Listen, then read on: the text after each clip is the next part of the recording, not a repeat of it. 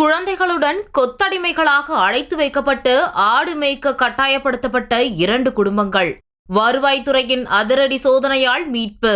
தஞ்சாவூர் மாவட்டத்தை சேர்ந்த 2 குடும்பங்கள் சிவகங்கை மாவட்டம் மானாமதுரை அருகே உள்ள குஞ்சிக்காரனேந்தல் மற்றும் வேலனவள்ளி ஆகிய கிராமங்களில் கொத்தடிமைகளாக ஆடு மேய்க்கும் பணியில் ஈடுபட்டு வருவதாக அதிகாரிகளுக்கு ரகசிய தகவல் கிடைத்துள்ளது.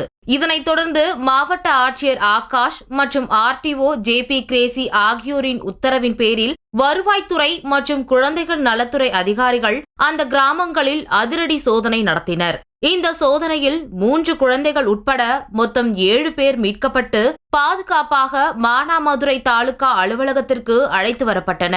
முன்பணம் கொடுத்து இவர்கள் கட்டாய பணியில் ஈடுபடுத்தப்பட்டார்களா, வேறு ஏனும் சித்திரவதைகளுக்கு ஆளாக்கப்பட்டார்களா என்பது குறித்து அதிகாரிகள் தீவிர விசாரணை மேற்கொண்டு வருகின்றனர். விசாரணை முடிவில் தவறு செய்த நபர்கள் மீது கடுமையான சட்ட ரீதியான நடவடிக்கை எடுக்கப்படும் என அதிகாரிகள் தெரிவித்துள்ளனர். மேலும் மீட்கப்பட்ட குடும்பங்களுக்கு தேவையான அரசு நிவாரண உதவிகள் உடனடியாக வழங்கப்பட்டு அவர்கள் பாதுகாப்பாக சொந்த ஊருக்கு அனுப்பி வைக்கப்படுவார்கள் என்று உறுதியளிக்கப்பட்டுள்ளது.